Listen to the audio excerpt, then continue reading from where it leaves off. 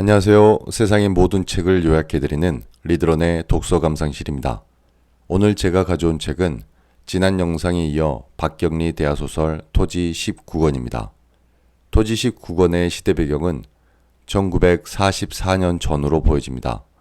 이 시기는 세계를 상대로 일본이 일으킨 태평양 전쟁이 극으로 치달았던 때였고, 그에 따라 조선에서의 인적, 물적 수탈이 더욱 심해지는 시기였습니다. 청년들은 모두 징용과 징병, 학병으로 끌려갔고, 미혼 여성들은 근로정신대로 끌려가 군수 공장에서 일하거나 위안부로 끌려가 일본군 주둔 지역에서 성노리개가 되었습니다. 이런 징용과 징병, 학병 등을 피해 젊은 청년들은 지리산으로 모여들었습니다. 토지 19권의 이야기는 이런 배경을 바탕으로 시작됩니다. 바로 줄거리로 들어가겠습니다. 자신의 엄마 양을래를 따라 부산에 남았던 남이는 거짓골을 하고 평사리 성환할매에게 돌아왔습니다. 성환할매는 돌아온 남이를 보고 좋아하지만 기쁨도 잠시, 창백한 얼굴에 시름시름 앓는 남이를 보며 도대체 그곳에서 무슨 일을 당한 건지, 무슨 일이 있었길래 옷도 제대로 갖춰 입지 못하고 이 꼴로 도망쳐 온 것인지 괴로워했습니다. 성환할매는 혹여 을래와 함께 사는 일본인 남자와 관련이 있는 것인지 물었지만, 남이는 엄마와 일본인 남자는 모두 자신에게 친절하게 대해줬다고 말할 뿐이었습니다. 남이의 소식을 듣고 연학은 평사리 성환할매를 찾아왔습니다. 진주 남강여관을 판수리에게 넘기고 자신은 진주와 평사리를 자유롭게 오가며 생활하고 있지만, 여전히 연학은 최참판댁의 대소사를 주관하고 있고 최참판댁과 만주 사람들을 이어주는 역할을 하고 있습니다. 그런 역할의 연장선에서 서기의 아들 귀남을 진주로 데려와 학교를 보냈고, 딸 남이가 돌아왔다는 소식을 듣고 역시 자신이 뒷바라지할 요량으로 한걸음에 달려온 것입니다. 물론 거기에 들어가는 비용은 모두 최참판댁에서 나왔습니다. 남이를 본 연학은 안색이 심상치 않음을 느끼고 병원 치료를 위해 진주로 데려갑니다. 진주에는 영파라제와 판술래가 여전히 살아계셨기 때문에 남이를 당분간 그곳에서 지낼 수 있도록 부탁했고, 곧바로 허정윤이 의사로 있는 병원으로 찾아갔습니다. 진찰을 마친 허정윤은 심각한 표정을 지으며 이렇게 어린아이가 왜 그런 병을 얻게 되었는지 모르겠다며 고개를 젓습니다. 허정윤이 밝힌 남이의 병명은 바로 성병이었습니다. 충격적인 이야기를 듣게 된 연학은 본인은 물론 어느 누구에게도 병명을 말해서는 안 된다며 입단속을 시켰습니다. 연학은 남이에게 신장이 안 좋은 것 같다면서 둘러댔고, 걱정하는 성환할매를 위해 평사리를 다시 찾아왔습니다. 연학이 성환할매 집에 막 도착했을 때 그곳 마당에는 남이의 친모 양을래가 남이를 찾아가겠다고 서 있었습니다. 양을래는 자신의 딸 남이를 찾으러 왔다고 했지만 어딘가 예전만큼 큰 소리치며 자신만만하게 나오지는 않았습니다. 달라진 분위기를 감지한 연학은 을래에게 바짝 화를 내며 성환할매 집에서 데리고 나왔고 단도직입적으로 물었습니다. 남이의 병명이 뭔지 아는 것 같은데 왜 그 지경이 되었는지 바른대로 이야기하라고 다그쳤습니다. 을래는 눈물을 펑펑 흘리며 자신의 요리집에 자주 오는 일본 군인에게 남이가 성폭행 당했다고 솔직하게 말했습니다. 남이의 문제를 어느 정도 정리한 연학은 서희를 찾아갔습니다. 징병과 징용, 정신대로 인해 마을 어디에서든 젊은 사람들은 찾아볼 수 없었습니다. 연학은 서희에게 젊은 사람들이 도피할 곳은 이제 지리산뿐이라고 말하면서 군량미를 산에 비축하는 것에 대해 이야기했습니다. 서희는 일본과 싸우기라도 하겠다는 것이냐며 물었고, 연학은 일단 피신만이라도 안정적으로 시키자는 것이라며 이것이 도솔함의 생각이라고 답했습니다. 두 사람 사이에는 침묵이 흘렀습니다. 연학은 더 이상 설명을 하지 않았고 서희도 더 이상 묻지 않았습니다.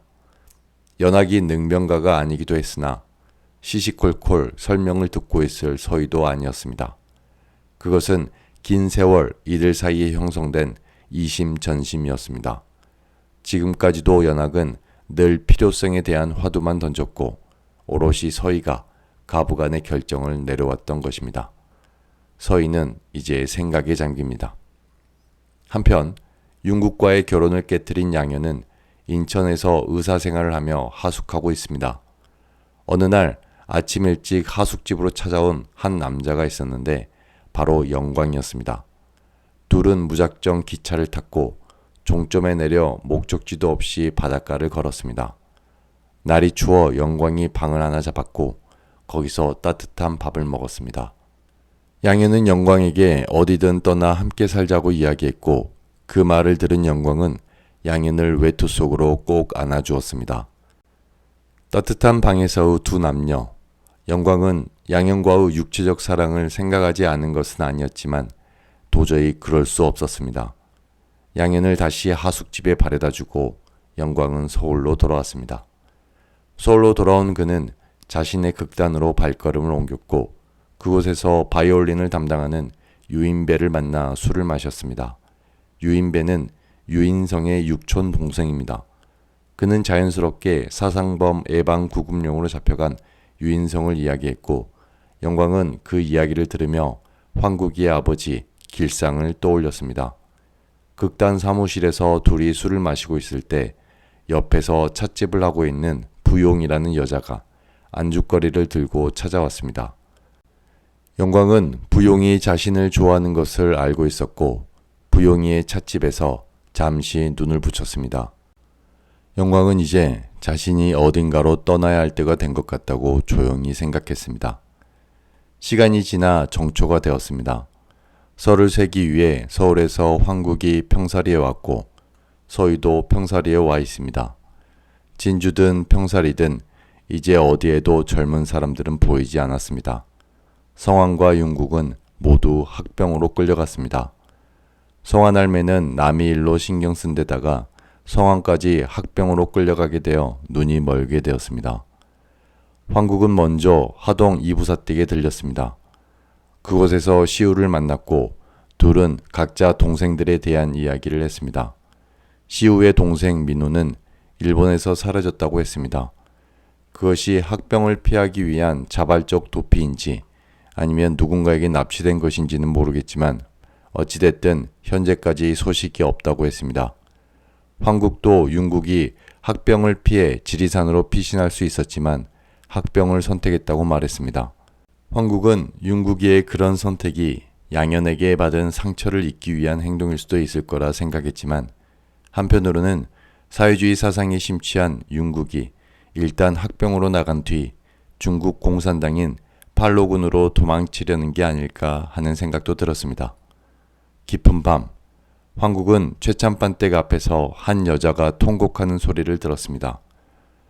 혹시 양현이 찾아왔나 싶어 얼른 나가봤지만 울음소리의 정체는 여비네였습니다. 여비네는 예전 우서방 살인사건의 목격자로서 당시 재판정에서 있는 그대로 말했다는 이유로 우관에게 계속 시달림을 당했던 사람입니다. 그녀는 시달림을 견디다 못해 아이들을 데리고 마을을 떠났지만 먹고 살기 힘들어 다시 마을로 돌아왔다면서 돌아와 보니 여전히 우관애가 마을을 점령하고 있어서 앞으로 살 길이 막막하다며 통곡했던 것입니다. 자초지종을 들은 황국은 여비네가 살 수 있게 도와주라고 지시합니다. 그리고 우관애의 개동이가 더 이상 설치고 돌아다니지 못하게 방법을 찾아야겠다고 생각했습니다. 그것은 일종의 사회적 책무 같은 것이기도 했습니다. 아버지 길상이 감옥에 있고 어머니 서희가 여러 우환으로 그늘이 져 있는 지금 황국은 최참판댁의 당주로서 자신의 역할을 해야겠다고 마음먹었습니다. 황국이 이런 마음을 먹는 데에는 변화된 상황도 한몫했습니다. 우관애의 개동이가 면서기가 될 수 있었던 것은 그의 동생이 지원병으로 전쟁에 나갔기 때문입니다. 개동이의 어미 일동네는 입버릇처럼 자신들은 나라의 아들을 바친 집이라면서 유세를 떨었고 마을 사람들은 그 유세에 밀려 우관의 식구들의 행패를 지금까지 견디며 살아왔던 것입니다. 그러나 이제 상황이 변했습니다. 평사리 모든 집의 아들들이 시간적 선후만 다를 뿐 모두 징용되거나 징병되었고 최근에는 대학생들까지 학병으로 끌려가게 되었습니다. 나라의 아들을 바쳤다는 유세는 더 이상 통용될 수 없었습니다. 그리고 사상범으로 구금된 길상으로 인해 최참반댁의 권세가 약해진 것은 사실이나 그 대신 둘째 아들 윤국이 학병에 스스로 지원했다는 사실은 최참반댁을 다시 권세가의 지위로 올려놨습니다. 황국은 군수를 찾아가 그간 우간의 개동이가 면석이 완장을 차고 행했던 온갖 악행, 그러니까 징용을 핑계로 공갈 협박을 일삼거나 뇌물을 받는 일 등을 군수에게 이야기했고, 군수는 면장을 시켜 개동이를 파면시켰습니다. 마을 사람들은 온갖 악행을 저지르며 마을에서 징집을 주도했던 개동이의 파면에 속이 시원해졌고, 여전히 건재한 최참반댁의 위치를 이 사건으로 상기할 수 있었습니다. 참고로 우간해가 마을에서 나쁜 짓만 한 것은 아닙니다. 결과적으로 봤을 때 우간해로 인해 한보기의 딸 인호와 야무네의 아들 야무가 혼인하게 되기도 했으니까요. 사연은 이렇습니다. 우간해의 장남 일동이 한보기의 딸 인호를 마음에 들어했고, 일동네는 한보기의 집에 계속 찾아가 일동과 인호를 혼인시키자고 강압했습니다. 물론 이 혼사의 저변에는 인호를 통해 한보기의 재산을 조금씩 차지하자는 일동네의 속셈도 있었습니다. 인호는 저런 집안과 결혼할 바에는 차라리 몸져 누워있는 야무에게 시집가겠다고 말했고, 한보기는 인호의 선택을 존중해 야무네의 장남 야무와 급하게 혼인시켰습니다. 아무리 악명 높은 우간해이지만 이미 혼사를 치른 인호를 어떻게 할 수는 없었습니다. 인호가 들어온 뒤부터 야무네의 집에는 온기가 돌았고, 야무도 점점 얼굴색을 되찾았습니다. 야무네는 자신은 어쩌면 마을에서 유일하게 우간의 식구들에게 고마워해야 하는 사람이라고 혼자 웃으면서 생각했습니다. 이제 오가타와 조차나 그리고 배설자와 길여옥 등의 이야기를 하고 줄거리를 마무리하겠습니다. 만주 신경에서 지내는 오가타는 가끔 동경을 찾아갑니다. 그곳에 조차나와 그의 아들 쇼지가 있기 때문입니다. 앞에서 이미 살펴본 바와 같이 쇼지는 사실 오가타의 아들입니다. 오가타와 유인실 사이에서 태어난 아이를 유인실이 버렸고, 조차나가 그 아이를 데려와 지금까지 키운 것입니다. 쇼지는 14살이 되었고, 그가 자신의 아들임을 안 오가타는 정기적으로 동경을 방문해 쇼지를 보았습니다. 그때마다 차나는 적당한 핑계를 대며 쇼지와 오가타가 단둘이 시간을 보낼 수 있도록 배려했습니다. 차나의 아내 노리코도 쇼지가 오가타의 아들임을 알게 되었고, 그 이후부터는 오가타가 자신의 집을 방문하는 것을 늘 경계했습니다. 오가타와 차나는 쇼지와 함께 남자 셋이서 만주로 여행 가기로 계획을 세웠습니다. 이들은 노리코의 반대에도 불구하고 만주 신경으로 떠났습니다. 신경에 도착한 뒤 차나는 오가타와 쇼지 둘만의 추억을 배려라도 하듯 자신은 다른 곳을 둘러보고 하얼빈으로 갈 테니 그곳에서 다시 만나자며 떠나버립니다. 두 부자 오가타와 쇼지는 둘만의 여행을 비로소 시작합니다.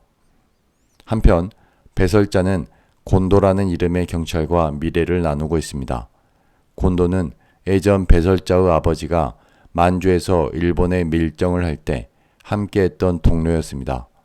그러니 배설자와는 20년 이상 나이 차이가 나지만 지금 배설자의 정부가 되어 미래를 나누고 있습니다. 곤도와 배설자는 서로의 존재를 귀찮아하면서도 당장 만나는 사람이 없어서 아쉬울 때 서로의 욕구를 채워주는 상대였습니다. 곤도와 배설자는 이날도 미래를 나눴고, 헤어진 배설자는 혼자 집으로 가는 도중 한 남자의 습격을 받아 살해당했습니다. 그 남자는 배설자를 죽이기 위해 만주에서 여기까지 찾아왔고, 몇 해 전부터 기회를 계속 엿봤다고 했습니다. 이런 내용들로 볼 때 단순한 치정관계가 아니라 만주 독립군이 보낸 인물로 추정되지만, 경찰인 곤도는 치정관계로 살해당한 거라고 단정하고 사건을 마무리했습니다. 여옥은 이제 몸이 완전히 회복되었습니다. 여수에 있는 최상길은 아내 금홍과 헤어진 뒤 여옥에게 남은 여생을 함께 살자며 청혼했습니다. 여옥도 자신을 구해주고 지금까지 보살펴준 최상길이 남자로서 좋았지만 그냥 지금처럼 서로 위해주며 사는 게 서로를 위해 더 좋을 것 같다고 말합니다. 우리가 젊어서 아이를 가질 수 있는 것도 아니니 그저 내가 죽으면 최 선생이 묻어주시고 당신이 먼저 가면 나도 그러겠노라고 말했습니다. 이렇게 토지 19권의 이야기가 마무리되었습니다. 토지 19권의 이야기의 전반적인 기류는 서두에 말씀드린 것처럼 징집, 즉 징용과 징병, 그리고 학병이었습니다. 젊은 사람들은 남녀를 가릴 것 없이 모두 징집되었고 그렇게 떠난 젊은이들은 돌아오지 못했습니다. 참고로 학병과 관련된 배경 지식은 토지 18권의 역사적 배경에서 자세히 다뤘기 때문에 여기에서는 생략하였습니다. 또한 19권의 마지막 부분에 홍의의 딸 상희의 기숙사 이야기가 한 챕터로 등장했는데 그 내용이 중요해 보이지 않았고 오히려 전반적인 이야기의 흐름을 깬다는 생각이 들어서 여기서는 다루지 않았습니다. 혹여 다음 권에서 그 이야기가 이어진다면 그때 한꺼번에 다루도록 하겠습니다. 오늘은 여기까지입니다. 다음 주 일요일 오후 토지 마지막 권인 20권으로 돌아오겠습니다. 지금까지 유익하셨다면 구독, 좋아요, 알림 설정 부탁드립니다. 감사합니다.